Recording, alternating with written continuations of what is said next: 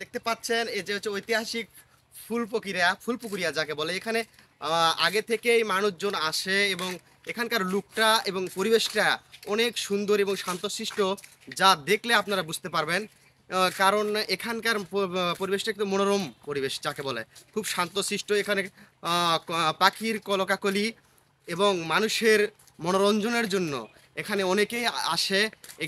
এটাকে বলা হয় একটি পিকনিক স্পট, যা সুন্দর মনোরম পরিবেশে। এখানে যদি আপনাদের মন যদি খারাপ থাকে তাহলে আসতে পারেন এই ঐতিহাসিক ফুলপুকুরিয়াতে।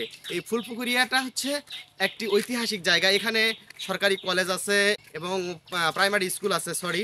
তো অনেক সুন্দর সুন্দর আরও স্পট আছে আপনাদের দেখার মতো। তো আপনারা অবশ্যই আসবেন ঐতিহাসিক ফুলপুকুরিয়াতে, অনেক সুন্দর পরিবেশ। দেখা হবে আবার। বিসমিল্লাহির রহমানির রহিম। আমরা এসেছি গাইবান্ধা জেলার ঐতিহাসিক ফুলদিঘিতে। তো আমাদের এই ফুলদিঘিতে এসে মনটা অনেক ভালো লাগতেছে। আমরা ঘোরার জন্য এসেছি কয়েকজন ফ্রেন্ড মিলে। তো এই ফুলদিঘিটা হচ্ছে এক ঐতিহাসিক জায়গা। তো আমরা এটা অনেকেই মানে এনজয় করার জন্য এসেছি এই ফুলদিঘিতে। তো আমার বন্ধু আবুজার আছে, শামীম আছে। তো আমরা আরও অনেকেই আসছি, তারা নামাজে গেছে। আরও কিছু ফ্রেন্ডেরা আছে, কিন্তু আমরা নামাজ পড়তে পারিনি। তো আমরা এসেছি, আপনারা দেখতে পাচ্ছেন অনেক সুন্দর একটা জায়গা। যদি আপনারা আসতে চান তাহলে চলে আসবেন আমাদের এই এলাকায়, হচ্ছে ফুলদিঘিতে। ফুলদিঘির জায়গাটা হচ্ছে অনেক সুন্দর মনোরম পরিবেশে। আমরা এই ঐতিহাসিক ফুলপুকুরিয়াতে এসে, তো আপনারা দেখতে পাচ্ছেন এখানে অনেক আমের গাছ, তো অনেক ফলের গাছ আছে, লিচুর গাছ সহকারে আরও অনেক ফলের গাছ রয়েছে। তো আমরা আম খাচ্ছি। যদি আপনারা খেতে চান তাহলে অবশ্যই এই ঐতিহাসিক ফুলপুকুরিয়াতে আসবেন, বিনামূল্যে, কোনো টাকা পয়সা কোনো কিছুই লাগে না। আপনারা অবশ্যই খেতে পারবেন।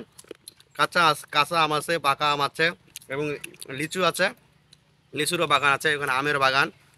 তা আপনারা যদি খেতে চান তাহলে অবশ্যই এই ঐতিহাসিক ফুলপুকুরিয়া এসে আপনারা খেতে পারেন। আপনারা সবাই আসুন। আমাদের এই কাঁচা আম, এখানে প্রচুর পরিমাণ ভিটামিন সিও রয়েছে, তো আপনারা সবাই জানেন।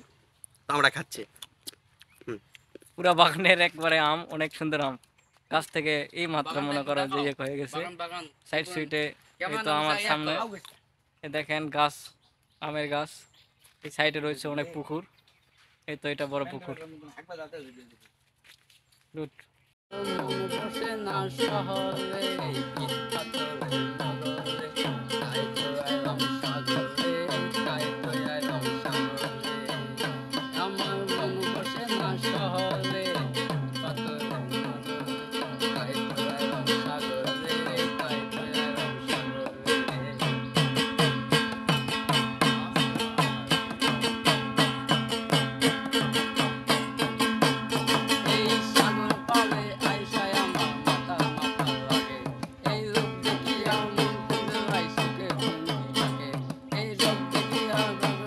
দাঁড়াতো দাঁড়াতো।